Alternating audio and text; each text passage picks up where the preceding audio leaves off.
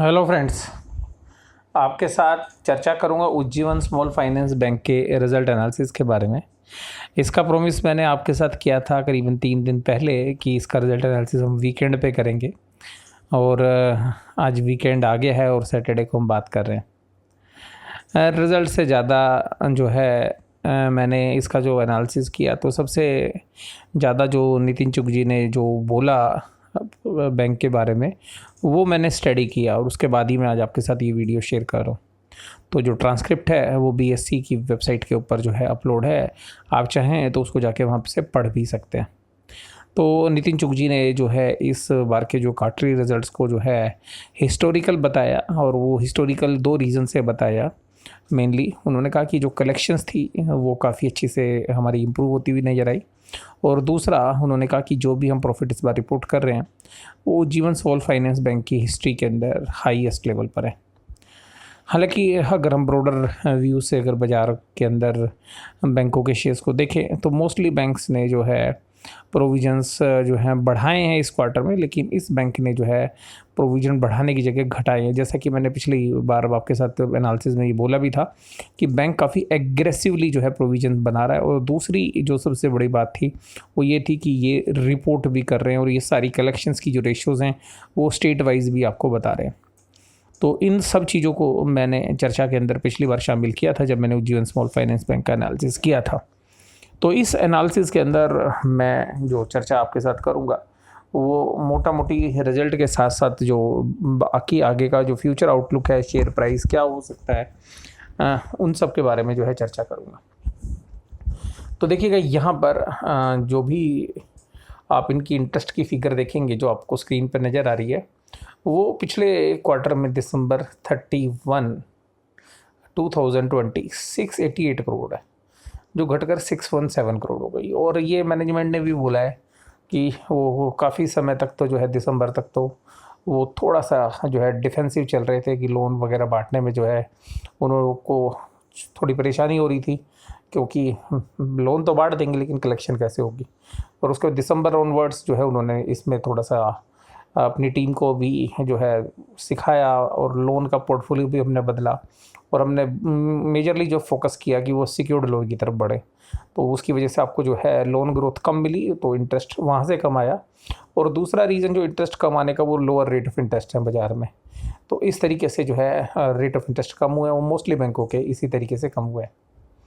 दूसरा जो है टोटल इनकम अब इनकी जो आई तो उसमें अदर इनकम जो वाली जो फिगर है वो 100 करोड़ से बढ़कर 117 करोड़ हो गई, यानी कि करीबन 17% की ग्रोथ है। तो ये जो बाकी जो सर्विसेज हैं वहाँ पर अगर हम देखें तो करीबन ये ठीक है, ग्रोथ काफ़ी अच्छी है। टोटलिटी के अंदर देखें तो 788 करोड़ के सामने इनकी जो इनकम है वो 735 करोड़ है। उसके बाद जो आपको 256 की जो है इन्होंने इंटरेस्ट पे किया था पिछले साल, पिछले क्वार्टर में दिसंबर में, और यहाँ पर उन्होंने दिया 249। तो अगर इस एंगल को अगर हम देखें तो इंटरेस्ट की जो कॉस्ट है वो काफ़ी ज़्यादा है कंपेरेटिवली जो आपको मिली है। तो इसका मतलब है कि आपको जो डिपॉजिटर्स हैं उनको हायर रेट ऑफ इंटरेस्ट जो है पे करना पड़ रहा है। ऑपरेटिंग एक्सपेंसेस के फ्रंट पर जो है खर्चे जो है सैलरी के फ्रंट पे कम हुए हैं तो 203 करोड़ से घटाकर 169 है और अदर एक्सपेंसेस 124 करोड़ से बढ़कर 1577 है। तो ये जो 20% के अदर एक्सपेंसेस तो बढ़ रहे हैं और मोस्टली बैंक्स अपने एम्प्लॉयज़ के साथ जो है थोड़ा सा कॉम्प्रोमाइज़ कर रहे हैं और सैलरी कट है। हालांकि नितिन चुग जी ने बताया कि यहाँ पे कि उनके 6 एम्प्लॉय जो है अभी कोविड के शिकार हो गए और उनकी डेथ हुई। तो और काफ़ी बड़ी संख्या के अंदर वो भी जो है पॉजिटिव थे जो रिकवरी कर रहे हैं या कर चुके हैं। तो इस तरीके से जो कोविड का असर है वो वास्तव में जो पर्सनल स्टाफ है उसके ऊपर भी पड़ रहा है। तो ये रीज़न जो है मैंने इसलिए आपके साथ रेज़ किया क्योंकि जो सैलरी वाला कंपोनेंट है वहाँ पर बैंक मैनेज कर पा रहे हैं, क्योंकि एम्प्लॉय के पास भी जो है अभी एग्ज़िट रूट नहीं है इस तरीके की कोविड सिचुएशन में। तो मोस्टली जो ऑर्गेनाइजेशंस हैं वो एम्प्लॉयज़ की सैलरी कट कर रहे हैं, या सैलरी कट नहीं कर रहे हैं तो इंक्रीमेंट नहीं कर रहे हैं और नई रिक्रूटमेंट नहीं कर रहे हैं। और ये बैंक वैसे भी माइक्रो फाइनेंस बिजनेस में, तो यहाँ से इन्होंने सैलरी कट किया है और ये बहुत सारे बैंकों ने ऐसा किया है। तो आप बहुत सारे बैंकों में देखेंगे कि जो ऑपरेशनल फ्रंट पे जो प्रॉफिट है वो वास्तव में प्रॉफिट कॉस्ट कटिंग करने की वजह से कम होके एम्प्लॉयज़ के साथ जो कॉम्प्रोमाइज़ करने के लिए एम्प्लॉयज़ को मजबूर किया उस वजह से। तो इस बैंक में भी कुछ नया नहीं है। जबकि उसी सेम पीरियड में जो बाकी के खर्चे अदर एक्सपेंसेस वो नहीं घट रहे हैं, वो सब बढ़ रहे हैं। तो इनके भी करीबन 20% के आसपास के खर्चे बढ़े हैं। तो 584 करोड़ से बढ़ के जो है टोटल एक्सपेंसेस 584 से घटकर 576 करोड़ हो गए। अब अगर आप ऑपरेटिंग प्रॉफिट देखेंगे तो प्री प्रोविजंस में है वो 203 करोड़ थे पिछली बार, और वो 158 करोड़ है। आप ध्यान रखिएगा यहाँ पे कि पिछली बार इन्होंने जबरदस्त तरीके से प्रोविज़न बनाया था कि इनका बैड लोन्स होंगे, और 583 करोड़ का प्रोविज़न था। उसके बाद हाँ, ये जो इनका 203 करोड़ का जो प्रॉफिट था वो 379 करोड़ के लॉस में चला गया था पिछले क्वार्टर में। लेकिन अभी जो मार्च क्वार्टर आया वहाँ पर इन्होंने क्या किया, इन्होंने ये कहा जी देखो जी हमने तो प्रोविज़न ज़्यादा बना रखे थे और हमें 158 करोड़ का प्रॉफिट है और प्रोविज़न हमने बना रखे ज़्यादा, तो इसका मतलब अब हमें प्रोविज़न करने पड़ेंगे वापस, क्योंकि हमने तो ज़्यादा बना रखे हैं, हमें तो पैसा मिल ही जाएगा, हमारी तो रिकवरी अच्छी हो रही है। तो इसलिए इन्होंने 25 करोड़ के जो प्रोविजन है वो वापस कर लिए, जिसकी वजह से इनका प्रॉफिट हो गया 183 करोड़। तो ये जो माइनस की फिगर है जो ब्रैकेट में डली हुई है वास्तव में ऐड होगी 158 करोड़ के अंदर, और इनका जो प्रॉफिट आ गया 183 करोड़ आ गया नेट प्रॉफिट पैट। तो नितिन जुग जी भी कह रहे थे जो चारों क्वार्टर हुए हमारे, उन चारों क्वार्टर में बेस्ट है, और अभी तक का बेस्ट परफॉर्मेंस हमारी इस क्वार्टर के अंदर आई है प्रॉफिट फ्रंट में। तो भैया प्रॉफिट तो आना ही है, प्रोविजन आपने घटा दिया क्योंकि पहले ज़्यादा बना रखा था। अब यहाँ पर बहुत लोगों को डाउट हो सकता है कि सर प्रोविजन घट कैसे जाएगा जब तक कि आपको रिकवरी कन्फर्म नहीं हो रही है या उनसे पूरी पैसा नहीं रिकवर होगा। तो देखिएगा यहाँ पे कोई भी मैनेजमेंट बताने के लिए ज़्यादा तैयार होती नहीं है। तो अब इस मैनेजमेंट के बारे में हालांकि जो पुराना ट्रैक रिकॉर्ड है उसको अगर हम देखें तो हमें ठीक ठीक लगता है, और नितिन जुग जी जो बता रहे हैं अगर उसको हम यकीन करें तो ठीक है। लेकिन फिर भी मुझे कंजर्वेटिव बेसिस पे ऐसा लगता है कि ये प्रोविज़न राइट बैक नहीं होने चाहिए थे। आप बेशक से थोड़ा कम बनाते, लेकिन प्रूडेंस को फॉलो करते हुए बनाना चाहिए था। अब यहाँ पे मैं आपको दूसरी बात बताऊँगा। देखिएगा कि मैं आपको यहाँ पे तो बोल दूँ कि प्रोविज़न जो है वो विवेक पे निर्भर करता है। विवेक का मतलब आप समझते हैं कि मनोदशा आपकी, आप क्या करना चाहें। लीगली जो प्रोविज़न बनाना था वो तो वो बना ही रखा है, लेकिन जो लीगल प्रोविजंस है वो एक स्टैंडर्ड प्रोविज़न है, जबकि वास्तविकता में प्रोविजंस उससे ज़्यादा भी हो सकते हैं, कम भी हो सकते हैं। और इनको लगा था कि इनके ज़्यादा होंगे, तो इन्होंने जो आरबीआई की रेगुलेशन है उससे ज़्यादा प्रोविज़न बना लिए थे पिछले क्वार्टर्स में, और अब वो जो प्रोविजंस है वो आरबीआई की गाइडलाइंस के हिसाब से ज़्यादा है। लेकिन देखिएगा जब आप किसी प्राइवेट सेक्टर में नौकरी करते हैं, इवन आप किसी कंपनी के सीएमडी हो, तो जो इन्वेस्टर्स कम्युनिटी है उसका प्रेशर रहता है, जो कंपनी के रियल ओनर्स हैं उनका प्रेशर रहता है, क्योंकि जो शेयर होल्डर है वो ये चाहता है कि प्रॉफिट इस तरीके से रिपोर्ट किया जाए जिससे कि शेयर बाजार के अंदर कम से कम असर हो।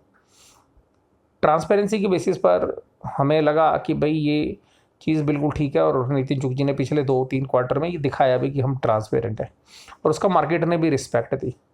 मार्केट ने रिस्पेक्ट इस तरीके से दी कि जो शेयर का प्राइस है उसके अंदर करेक्शन कम हुई, जबकि इसी सेक्टर के अंदर अगर आप देखेंगे तो जो बंधन बैंक है उसके अंदर भी सिमिलर करेक्शन है, और उन्होंने भी इसी तरीके से रिपोर्ट किया है, तो क्वालिटी वाइज उन्होंने भी रिपोर्ट किया। लेकिन जो बाकी बड़े बैंक हैं उनके सामने इन्होंने ज़्यादा ईमानदारी दिखाई और शेयर का प्राइस नीचे गिर गया कंपेरेटिवली बाकी बैंकों के मुकाबले। तो अब वो जो शेयर होल्डर्स हैं वो जनरली ऐसा प्रेशर डालते हैं, कोई भी ऑर्गेनाइजेशन हो, यार सपोज करो आप भी किसी कंपनी के मालिक हो या कोई भी आपका अपना बिजनेस है और उसको सही वैल्यू नहीं मिल रही होगी, तो आप कुछ ना कुछ ये बोलेंगे कि जो कानूनी रूप से ज़रूरी नहीं है वो मत करिए, जो कानूनी ज़रूरी है वो तो हमने कर लिया, और आप अभी प्रोविज़न मत बनाओ, बाद की बात में देखी जाएगी, अभी हमारा शेयर प्राइस नीचे है। तो अल्टीमेटली ये प्रेशर भी कभी कभी मैनेजमेंट के ऊपर आ जाता है। मैं ये नहीं कह रहा हूँ कि आया है, लेकिन ऐसा होने की संभावना रहती है। तो लीगली इन्होंने बिल्कुल सब कुछ किया है, गुड एंड ओके, जो भी आरबीआई की गाइडलाइंस उनको फॉलो किया है, और इसी तरीके से आपने इनके प्रोविजंस को राइट बैक होते हुए देखा है।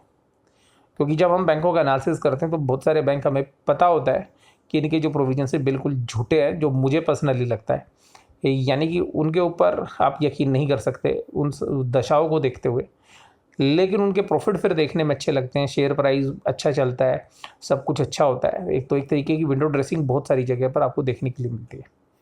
तो इस बात से भी जो है इनकार नहीं किया जा सकता कि उन्होंने लीगली तो सब कुछ सही किया हुआ है, लेकिन फिर भी जो प्रोविजंस है उन्होंने लीगल बेसिस के ऊपर राइट बैक कर लिया। तो अगर इन सबको देखें तो इनका बेस्ट क्वार्टर था। मुझे डाउट नहीं है कि ये इन्होंने गलत किया है, लेकिन मैं फिर भी एक ऐसी दशा आपके साथ शेयर कर रहा हूँ क्योंकि आप ब्रॉडर बेसिस पर सोचने का अधिकार आपको भी है, और जिस तरीके का जो मुझे अनुभव है वो मैं आपके साथ शेयर कर रहा हूँ। इस तरीके से अगर आप कैपिटल एडिक्वेसी रेशियो देखेंगे तो बेस्ट है 26.4%, यानी कि बैंक के पास पर्याप्त मात्रा में कैपिटल है, अभी खूब लोन बांट सकते हैं क्योंकि ये डिफेंसिव ही थे पिछले 7-8 महीने से, तो डिफेंसिव भूमिका में थे और ये लोन से ज़्यादा जो है असेट्स क्वालिटी पर जो है ध्यान दे रहे थे। और इन्होंने बोला भी है कि इस बार की जो 5 ब्रांचेज हैं वो स्पेशलाइज इन्होंने उस पर फोकस किया गोल्ड लोन की तरफ, क्योंकि वहाँ पे थोड़ी सिक्योरिटी ज़्यादा रहती है। एनबीएफसीज़ को भी ये जो है फाइनेंस करते हैं, तो वो भी ऐसा ही नहीं कर रहे, बड़ा देखभाल करके जो है एनबीएफसी को फाइनेंस कर रहे हैं, क्योंकि कंपनी की मैनेजमेंट मानती है कि एनबीएफसी को लोन देना अभी भी जो है खतरे से खाली नहीं है जो माइक्रो फाइनेंस बिजनेस के अंदर है। तो यहाँ पर भी कंजर्वेटिव अप्रोच अपनाइए। लेकिन अब आप देखिएगा ग्रोस एनपीए 7% पे पहुँच गई है और नेट एनपीए 2.93 पे, तो असेट्स क्वालिटी डिटोरिएट हुई है नो डाउट, और रिटर्न ऑन असेट 0.69 है। लेकिन मुझे पर्सनली ऐसा लगता है कि बैंक भविष्य में चल के काफ़ी अच्छा ग्रो कर सकता है, और जिन प्राइजेस पर मिल रहा है बंधन बैंक या ये बैंक, तो वास्तव में ये जो चीज़ें रिफ्लेक्ट हो रही है उनके प्राइस के आसपास है। और हो सकता है कि मुझे अभी जैसे 30 रुपये के आसपास वो जीवन स्मॉल फाइनेंस बैंक है, तो मुझे इसमें ज़्यादा डाउन साइड नहीं लगती है। और जिस तरीके से भी इम्प्रूवमेंट आई है तो हो सकता है कि 26-27 रुपये या वर्स्ट केस में 25 रुपये के आसपास भी ये शेयर जा सकता है। तो वहाँ पर जो स्मार्ट प्लेयर्स हैं जो बैंकिंग बिजनेस को समझते हैं तो शायद आपको एक्यूमुलेट करते हुए नजर आएंगे। इस तरीके से जो ये चर्चा मैं आपके साथ कर रहा हूँ, इस चर्चा के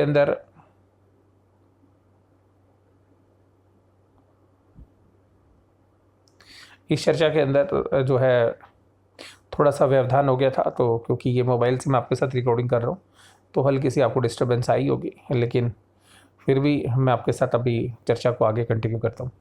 अब अगर इनके रेवेन्यूज़ को देखें तो इनके जो रेवेन्यूज़ हैं आप देखेंगे कि ट्रेजरी से 82 करोड़ हैं, जो पिछली बार 98 करोड़ थे, तो ट्रेजरी से तो पैसा निकाल लिया इन्होंने। ट्रेजरी इनकम रिटेल बैंकिंग में देखिएगा 67 था, 677 था, वो 638 हो गया, तो यानी कि वहाँ भी घटा है। तो मेजरली रिटेल में ही इनकी बैंकिंग है, तो रिटेल बैंकिंग से ही सारा आता है। होलसेल बैंकिंग में तो केवल 13 करोड़ था, वो भी उतना ही है। और रिटेल के अंदर देखिएगा इनको जो प्रॉफिट आया है वो यार 165 करोड़ का है, जो पिछली बार 411 करोड़ का लॉस था। तो उन पैरामीटर्स को भी देखेंगे तो रिटेल में इन्होंने जो इम्प्रूवमेंट किया वो किसकी वजह से किया वो आपको मैंने अभी चर्चा की। और इसके अलावा कुछ और चर्चा जो है मैं आपके साथ करना चाहूँगा। तो यहाँ पे देखिएगा इनकी जो कलेक्शन वाली जो रेशियोज है, कलेक्शन को आपको कुछ ज़्यादा ध्यान से देखना है। तो ये कलेक्शन देखिएगा यहाँ पे जो आपको स्क्रीन पे नज़र आ रही है कि सितंबर में इनकी जो कलेक्शन थी वो कैसी थी। कलेक्शन इनकी 84, 88, 89, 94, 92, 92, 94 इस तरीके से पहुँच गई। तो यानी कि कलेक्शन में काफ़ी इंप्रूवमेंट इन्होंने देखा है। और मेघालय में इनकी जो कलेक्शन है वो 99.4, उत्तराखंड में 99.3, हिमाचल प्रदेश में 99.11, उत्तर प्रदेश में 98.8, गोवा में 98.1, आसाम में 84, महाराष्ट्र में 88.3, पंजाब में 88.7, छत्तीसगढ़ में 90.7, मध्य प्रदेश में 92.8। तो ये जो है इनको थोड़ी प्रॉब्लम हो रही है कलेक्शन में, तो ये कलेक्शन के डेटा इन्होंने दिया।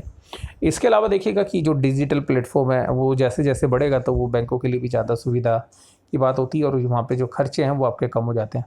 तो 57% जो है इनके डिजिटल ट्रांजेक्शन हो रही है, और आप देखेंगे कि जो डिजिटल ट्रांजेक्शन का जो साइज़ है वो काफ़ी बड़ी मात्रा में जो है बढ़ा है।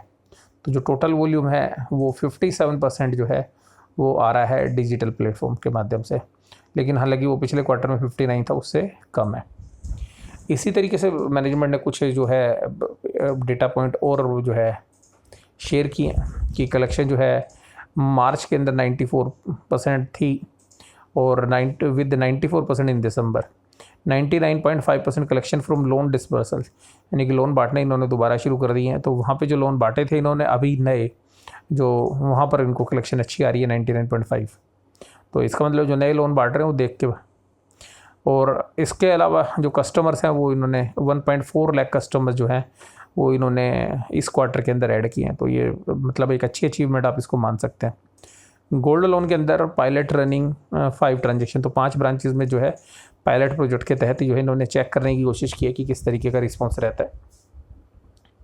उसके अलावा देखिएगा इनकी जो ब्रांच हैं वो भी काफ़ी लो कॉस्ट के ऊपर ऑपरेट होती हैं। नेट इंटरेस्ट जो मार्जिन है वो देखिएगा आप कैसे बैंकों के ऊपर इम्पैक्ट डाल रहा है। नेट इंटरेस्ट इनकम जो 11.2% थी वो 7.9% हो गई। ये नेट इंटरेस्ट इनकम वो इनकम है जो ब्याज लेने और देने के बीच का डिफरेंस है। ये क्यों घटी, इसका रीज़न मैं आपको बताता हूँ। देखिएगा कि बैंक हो गया डिफेंसिव, तो जो पहले किसी को भी लोन दे रहा था वो अब सबको तो लोन दे नहीं रहा, तो इस वजह से रेट ऑफ इंटरेस्ट का जो मार्जिन है वो कम हो गया। तो जब आप सिक्योरिटी बढ़ाओगे तो ब्याज सस्ते रेट पे आपको देना पड़ेगा, क्योंकि जो क्लाइंट आपके अच्छे कस्टमर्स आप चाहते हैं जिनसे रिकवरी अच्छी हो, तो आप रेट ऑफ इंटरेस्ट के साथ कॉम्प्रोमाइज़ कर सकते हैं अगर आपकी सिक्योरिटी बढ़ती है तो रेट ऑफ इंटरेस्ट जो है घटा है। और प्री प्रोविजन ऑपरेटिंग प्रॉफिट देखिएगा वो 2.7% हो गया है, यहाँ पे काफ़ी अच्छी इंप्रूवमेंट है तो पूरा बिजनेस साइज़ का। और प्रॉफिट आफ्टर टैक्स जो है वो 17.3% है। और इसका मेन रीज़न ये है कि पिछले साल सेम क्वार्टर में 9.3 था। इसका मेन रीज़न यही है कि जो प्रोविज़न है वो आपने जो प्रॉफिट आफ्टर टैक्स है वो प्रोविज़न जो आपने राइट बैक किए हैं इस बार, तो जिसकी वजह से पैट बढ़ गया, तो रिटर्न ऑन इक्विटी 17.3 है। तो उन पैरामीटर्स को आप प्रॉफिट के फ्रंट पे देखोगे तो इसलिए आपको बढ़िया लग रहा है, लेकिन अगर ये प्रोविजंस राइट बैक नहीं होते तो ये आपको देखने के लिए नहीं मिलता। तो ये सारे जो ग्रोथ एडवांसेस हैं उसमें 7% की ग्रोथ हुई है। Year on year net profit आपको बता ही चुका हूँ। जो लोन ग्रोथ है वो आप देखिएगा इन्होंने डबल कर दिया है पिछले साल के मुकाबले में, और मेजरली जो है इसी क्वार्टर में किया है। ग्रोस एनपीए 7.1% पे आ गया, नेट एनपीए जो है 2.09 पे, और सिक्योर्ड एडवांस जो है इन्होंने बढ़ा दिए, जो मैंने आपको बोला भी था। जो पहले मार्च 20 के अंदर जो है 22% होते थे सिक्योर्ड लोन, वो 27% पे है।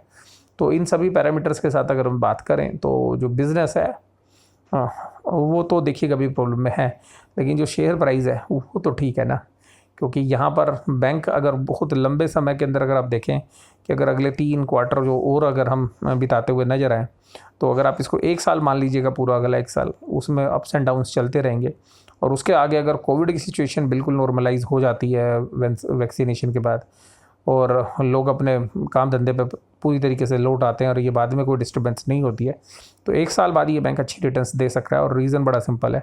तो यहाँ पर अभी अगर आप ये सोचेंगे कि आज आप पैसा डालेंगे और 1 साल में रिटर्न्स बहुत अच्छी आएंगी, तो उसकी उम्मीद मुझे कम है। वहाँ पे भी आ सकती है, क्योंकि जब लास्ट के तीसरे और चौथे क्वार्टर में आप जाओगे तो चीज़ें इंप्रूव हो चुकी होंगी, और फिर वो नेक्स्ट ईयर को डिस्काउंट करना शुरू कर देंगे। उसके अलावा बात ये कि इस बैंक में जो रिस्क रिवार्ड है वो इन्वेस्टर के फेवर में है, क्योंकि अगर असेट्स क्वालिटी में सुधार होता है तो इनका जो नेट इंटरेस्ट मार्जिन है वो काफ़ी अच्छा है। जो लोन ये देते हैं वो एक हायर रेट ऑफ इंटरेस्ट पे जो है चार्ज करते हैं। इसके अलावा जो डिपॉजिटर्स हैं उनको भी हायर रेट ऑफ इंटरेस्ट देते हैं, तो नेट इंटरेस्ट मार्जिन पे थोड़ा तो फ़र्क पड़ता है। लेकिन इनको फ़ायदा ये है कि जैसे आईडीएफसी फर्स्ट बैंक ने रेट ऑफ इंटरेस्ट घटा दी है अपने लोन पे, तो इनकी प्रेजेंस भी बहुत सारे एरियाज़ में आईडीएफसी फर्स्ट बैंक के सामने है, और इनकी जो ब्रांचेज हैं वो भी लो कॉस्ट के ऊपर ऑपरेट होती हैं। तो एक रिस्क रिवार्ड के एंगल से अगर हम देखें तो ये बैंक अभी भी एक अच्छी अपॉर्चुनिटी जो है दे सकता है। और यहाँ पर अगर 1-2 क्वार्टर में अगर यहाँ पे इम्प्रूवमेंट आ जाती है, और स्पेशली अगले क्वार्टर में, तो अगले क्वार्टर में इम्प्रूवमेंट आ गई तो ये समझिएगा कि बहुत अच्छी रिकवरी कर सकता है। लेकिन अगले क्वार्टर में फिर आपको देखिएगा कोविड की सेकंड वेव का इम्पैक्ट आएगा। ये जो है मैनेजमेंट के अंदर जो है नितिन चुग जी ने भी माना है। तो हो सकता है कि आप जो है सितंबर क्वार्टर के बाद यहाँ पे इनकी प्रोविजंस की रिकवरी की सारी पोजीशन क्लियर हो जाएगी, और उसके बाद अगर प्री ऑपरेटिंग प्रॉफिट्स बढ़ते हुए नजर आएंगे तो फिर जो है काफ़ी अच्छी परफॉर्मेंस हो सकती है। तो ये मेरा जो एनालिसिस है, ये आपको कैसा लगा जरूर से जरूर बताइए। वीडियो देखने के धन्यवाद। Thank you very much.